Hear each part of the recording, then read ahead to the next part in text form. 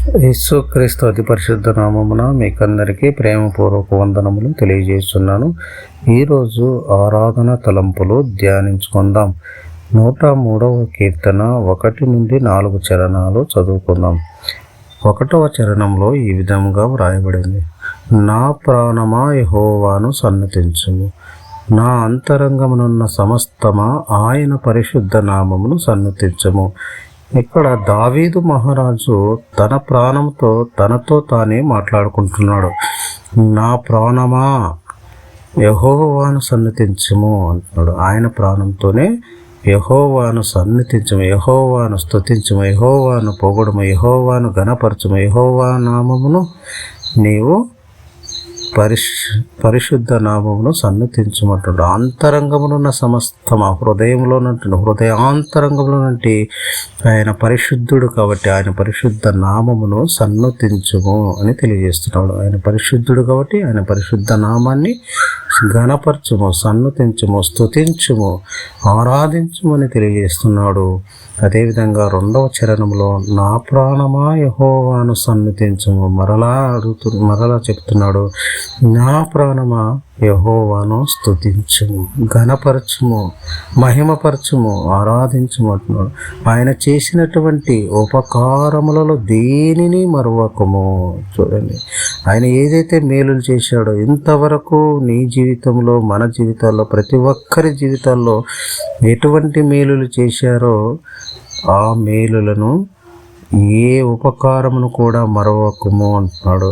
ఆ యొక్క కీర్తనకారుడు దావీదు మహారాజు తన జీవితంలో చేసినటువంటి, దేవుడు చేసినటువంటి ప్రతి ఉపకారమును బట్టి యెహోవాను సన్నతించేవాడుగా ఉన్నాడు, యెహోవాను ఘనపరిచేవాడుగా ఉన్నాడు, యెహోవాను స్తుతించేవాడుగా ఉన్నాడు, యెహోవాను మహిమపరుస్తున్నాడు.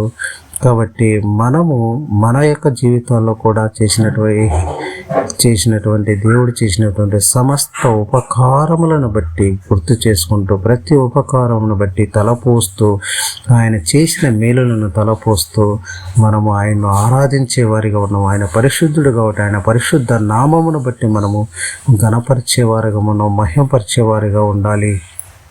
మన హృదయాంతరంగంలో నుండి, మన పెదవులతో కాదు కానీ హృదయాంతరంగంలో నుండి మనము దేవుణ్ణి హృదయపూర్వకముగా, మనస్ఫూర్తిగా, సంపూర్ణంగా, పరిపూర్ణమైనటువంటి పూర్ణ మనస్సుతో మనము దేవునిని పూర్ణ ఆత్మతో, పూర్ణ మనస్సుతో, హృదయముతో మనము ఆరాధించే వారిగా ఉండాలని యొక్క కీర్తనకారుడు దావీదు మహారాజు ఆయన తన ప్రాణంతో ఏ విధంగా తెలియజేస్తున్నాడో, తనతోనే ఏ విధంగా మాట్లాడుకుంటున్నాడో, ఆ విధంగా మనము కూడా మనల్ని పరిశీలించుకొని మనలో చేసినటువంటి ఆ యొక్క మేలులను బట్టి దేవుణ్ణి మహిమపరిచేవారిగా ఉండాలి, దేవుణ్ణి స్తుతించేవారిగా ఉండాలి, దేవుని సన్నిధించేవారిగా ఉండాలని ఈ యొక్క వాక్యం ద్వారా చేస్తుంది. అదే అంత మాత్రమే కాదు, ఆయన నీ దోషములన్నిటినీ క్షమించేవాడు. ఆయన ఎటువంటి వాడంటే నీ దోష కార్యములన్నిటినీ, నీకు ఏవైతే దోషములు కలిగి ఉన్నావో, పాపములు కలిగి ఉన్నావో వాటన్నిటినీ క్షమించి ఉన్నాడు. ఇదంతా మనకు శిలువ కార్యాన్ని సూచిస్తుంది.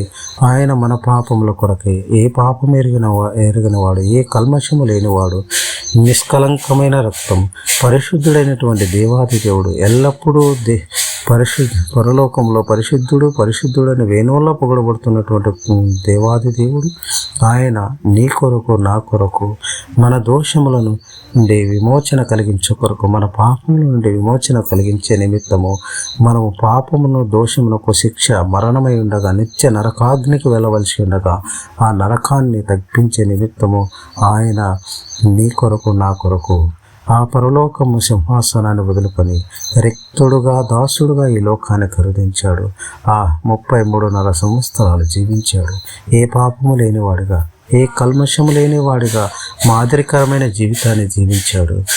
ఆయన ఆ యొక్క లోక పాపమును మోసుకొని పోవు గొర్రెపిల్లగా మారి సర్వమానవాళి పాప పరిహారార్థమై ఆ కల్వరి శిలువలో నీ కొరకు, నా కొరకు తన ప్రాణాన్ని అర్పించాడు. నీవు చేసిన పాపములు, నేను చేసినటువంటి పాపములు, దోషములను బట్టి మనము యావత్తు ఆ యొక్క పాప శిక్షను భరించవలసి ఉండగా మనకు మారుగా ఆయన ఆ కలువరి శిలువలో ప్రాణత్యాగం చేశాడు. ఆ కలువరి శిలువలో ఆయన ముళ్ళ కిరీటమును ధరించాడు.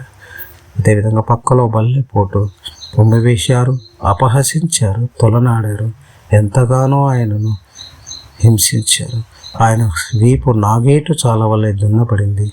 ఆయన శరీరం నుండి రక్తము దారాలుగా కార్చబడిన ప్రస్తుత రక్తంలో కడగబడటం ద్వారా మనకు పాప విమోచన కలిగింది. ఆయన రక్తము ప్రతి పాపము నుండి కడిగివేయను, ప్రతి పాపమును పవిత్రపరచు.